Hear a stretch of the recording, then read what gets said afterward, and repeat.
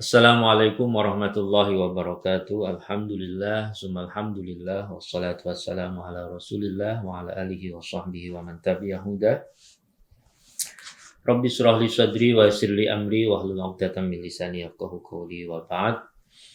Teman-teman semua yang berbahagia, alhamdulillah pada kesempatan ini kita akan belajar bersama tentang adanya perbedaan-perbedaan di dalam hukum Islam atau di dalam fikih seperti yang kita kenal. Bahwasanya para ulama di dalam merumuskan hukum-hukum fikih sedemikian rupa tidak lepas dari apa yang dinamakan dengan dalil atau katakanlah sebuah argumen. Argumen ini di dalam Al-Quran dipahami sebagai dalil yang didefinisikan secara bahasa al-hadi atau al-mursyid, sesuatu yang menunjukkan, sesuatu yang memberikan arah kepada sesuatu, baik itu yang sifatnya terlihat, tampak maupun yang sifatnya maknawi, baik itu buruk ataupun itu baik. Kemudian secara istilah atau secara terminologis para ulama mendefinisikan dalil itu ma yumkinu at-tawassul bis sahihin nazar fihi ila matlubin khabariyin, yaitu sesuatu yang dengannya dan dengan suatu telaah yang baik, telaah yang sahih akan mengantarkan kepada apa yang dikehendaki. Itu dalil, itu adalah argumen. Sebagaimana di dalam Al-Quran Allah Subhanahu wa ta'ala berfirman wa aqimus shalah, dan dirikanlah salat. Maka ini menjadi argumen, menjadi dalil bagi para ulama tentang kewajiban kita untuk mendirikan salat. Jadi dalil mengantarkan para ulama itu pada suatu kesimpulan hukum. Lalu kenapa kemudian para ulama itu berbeda satu dengan yang lainnya? Itu dikarenakan diantaranya karena para ulama di dalam memahami dalil itu berbeda perspektifnya satu dengan yang lainnya. Atau juga bisa jadi dalil yang digunakan itu berbeda antara satu dengan yang lainnya. Sebagaimana dalil dirumuskan oleh para ulama, di sana ada dalil yang sifatnya tekstual, yaitu Al-Quran, Sunnah, kemudian juga ijma, ya, kemudian juga uruf atau adat istiadat.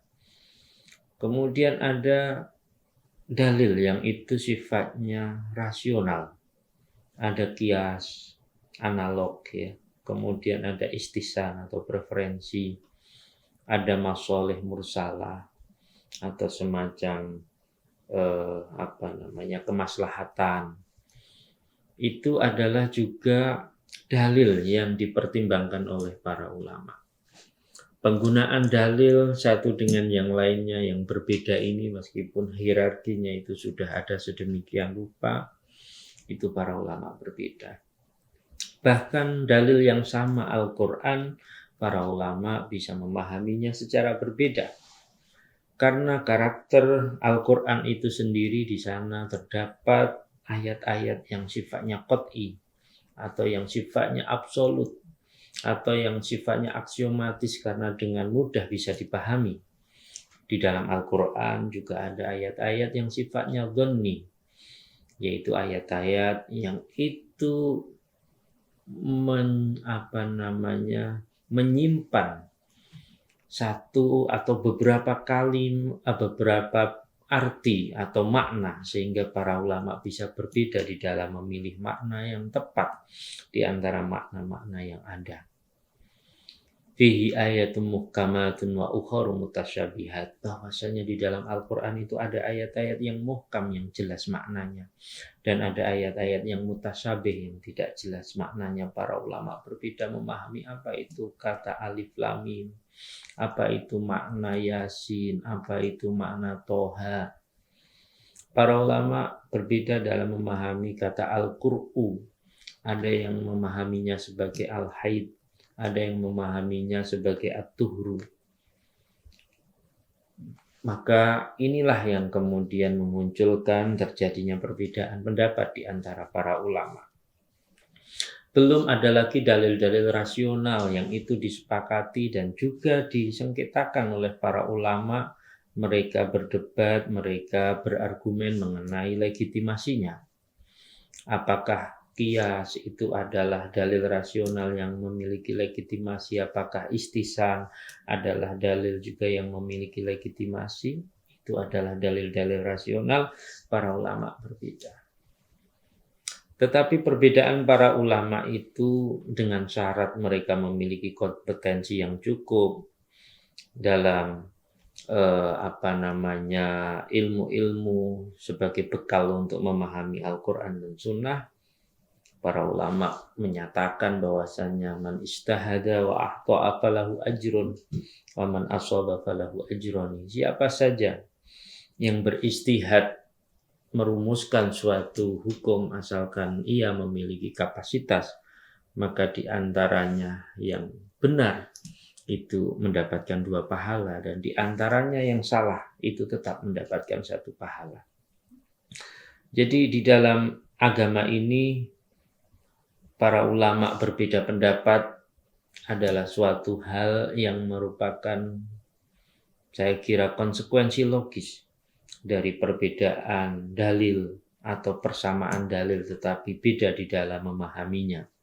Dan itu dalam batas-batas yang dibolehkan, dalam batas-batas yang memang para ulama harus berbeda selama mereka melakukan pendekatan itu, memahami Al-Quran dan Sunnah itu dengan kapasitas, dengan kompetensi yang memenuhi syarat untuk melakukan sebuah ijtihad, maka bagi kita dibolehkan untuk memilih di antara mana pendapat itu yang kita pilih dari ulama-ulama yang ada.